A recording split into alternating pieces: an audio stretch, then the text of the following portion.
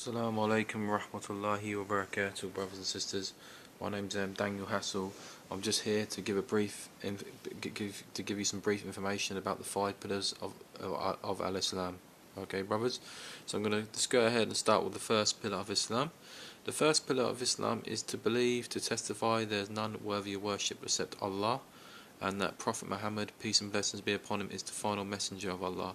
So if you believe in that, then you become a Muslim. Obviously you have to believe in your heart this is the truth, and this is called Shahada. So as soon as you accept the Shahada, you become a Muslim, inshallah. The second pillar of Islam is to establish the prayer, which is to pray 5 times a day for every Muslim. Obviously, so some new Muslims who might not know how to pray just yet, my advice would be to you just go to your local mosque, watch how they pray with them for now. Also speak to your local imam. They can give you books how to pray, watch videos on YouTube, listen to the recitation of Surah Al-Fatiha especially, because that's the main surah you have to recite every time you pray. So what happened with me when I first became Muslim, I used to go to the mosque and I used to pray with the brothers. I didn't know how to recite, but I'll just do the actions, and then eventually I memorised Surah Al-Fatiha, and then it come natural to me, inshallah. I'm still learning to this day, but alhamdulillah, I know how to pray. But the most important thing is, you're not on your own, brothers and sisters out there who are to set Islam. There's many organisations as well who can help you sort this out and get you to pray, to get you on your deen, inshallah. The second pillar is to establish prayer 5 times a day. The third pillar of Islam is to pay zakah. Now zakah is in English means charity. It's something that you pay once a year during the month of Ramadan, just before Eid starts. So that's something that you pay to the less fortunate Muslims out there who have nothing, who are struggling. So that it's to help our brothers and sisters and humanity out there who are struggling, inshallah. So you'd pay a certain amount of money, and the sub level of, it depends how much your nasab level of silver and gold is, or even money, how much savings you have. It all goes by that, and then you pay that amount of money, which you can work out through zakah calculator. You can also go to your local imam. There's ways of working it out, inshallah, so they'll be able to help you. If you can't afford that, then you don't pay it. But there is something called zakah al-fitr, which all Muslims pay. You can just give a certain amount of dates, inshallah. If you can, that's every Muslim has to pay zakah al-fitr. So that's the third pillar of Islam, which is to pay zakah, the charity. The fourth pillar of Islam is to fast during the month of Ramadan, if one is healthy and one is sane. If you're not healthy and you're not sane, obviously you don't have to, because you don't know what you're doing if you're not sane.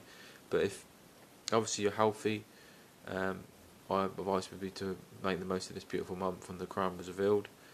If you can't fast for any reason, for medical reasons, then you have to pay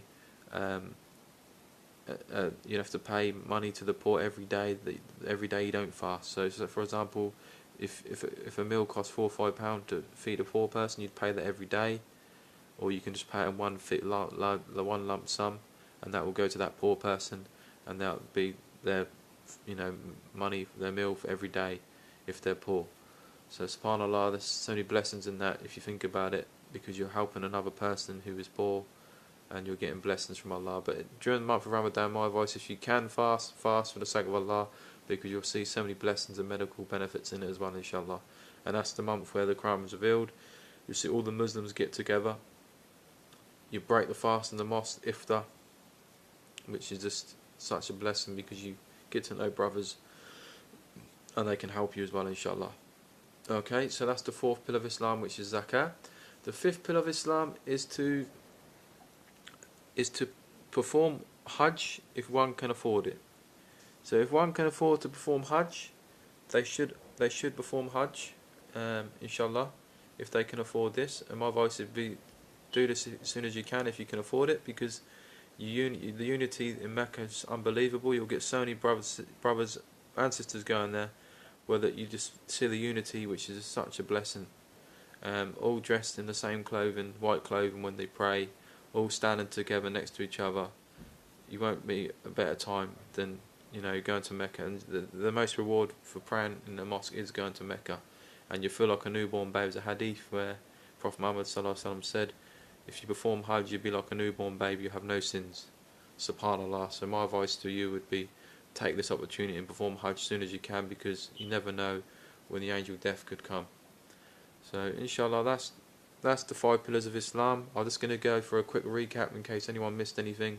First pillar of Islam is to testify, to believe that there's none worthy of worship except Allah, and that is the Shahada. The second pillar of Islam is to establish the prayer, perform Salah. Okay. The third pillar of Islam is to pay Zakah, which is the charity once a year to the poor people, if one can afford. The fourth pillar of Islam is to fast the month of Ramadan if one is healthy and sane. And the fifth pillar of Islam is to perform Hajj if one can afford to do this, inshallah. So I hope you've enjoyed this video, inshallah. Please like this video, subscribe to my channel, inshallah. There'll be more videos, inshallah, and pass this on to all the brothers and sisters, especially new Muslim reverts, inshallah. Assalamu alaikum rahmatullahi wa barakatuh.